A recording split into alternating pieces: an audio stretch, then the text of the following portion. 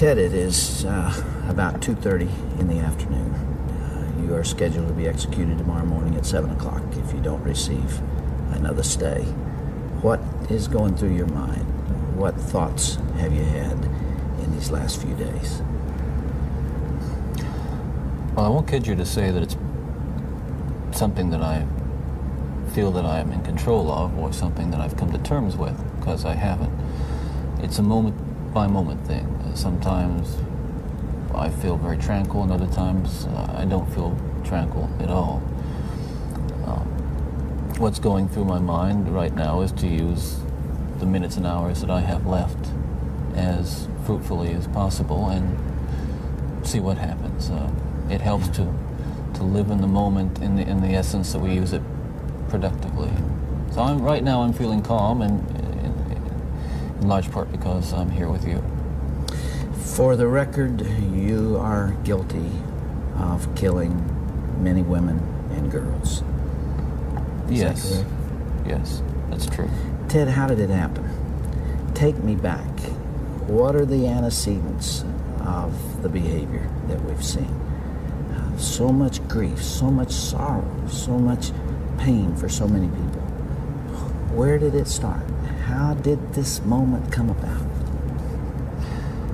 That's the question of the hour, and one that not only people much more intelligent than I have been working on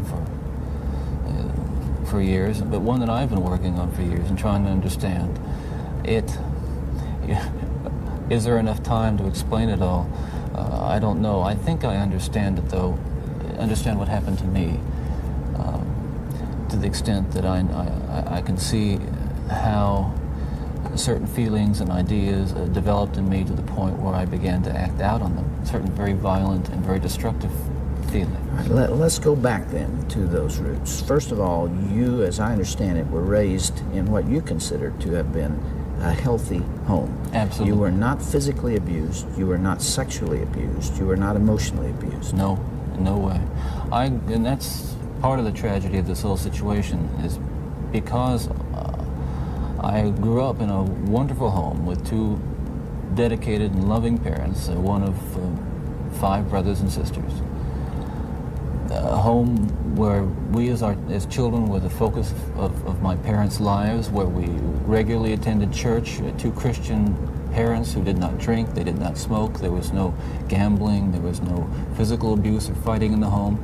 I'm not saying this was Leave It to Beaver. It wasn't a perfect home. Well, no, I don't know that such a home exists, but it was a fine, solid Christian home, and nobody, I hope no one will try to take the easy way out and to try to blame or otherwise accuse my family of contributing to this, because I know, and I'm trying to tell you as honestly as I know what happened, and I think this is a message I want to get across.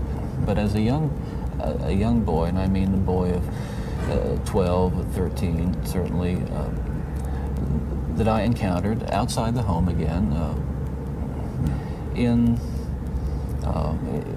the local grocery store, the local drugstore, the softcore pornography, what people call softcore.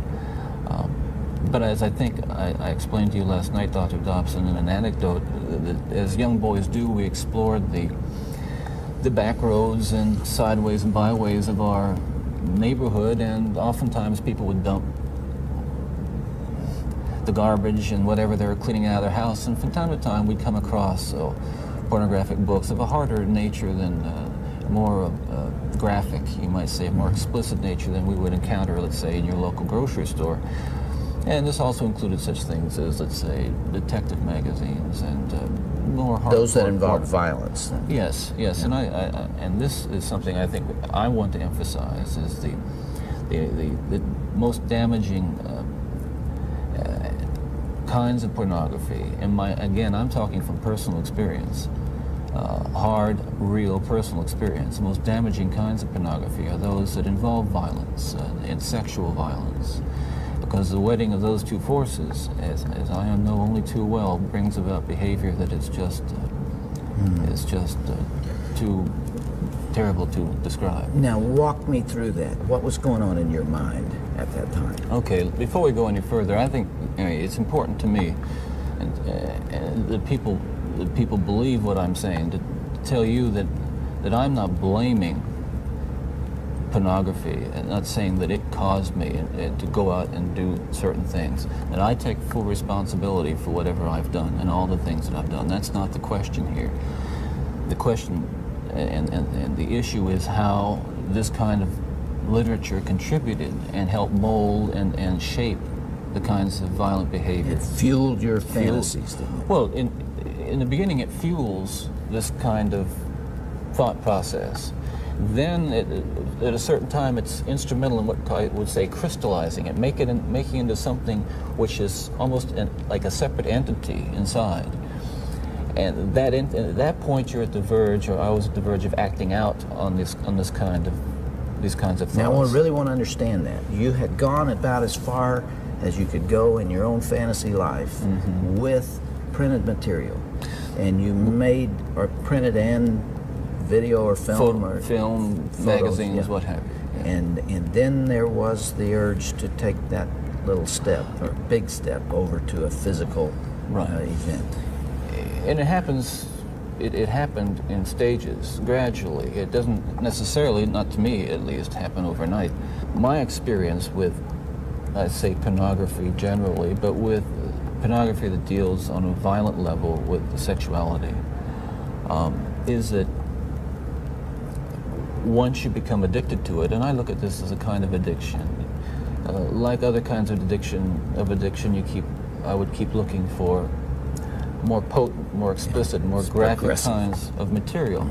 Like an addiction, you keep craving something which is harder, something which gives you a greater sense of excitement, until you reach the point where the pornography only goes so far. You reach that jumping off point where you begin to wonder if maybe actually doing it will give you that which is beyond just reading about it or looking at it.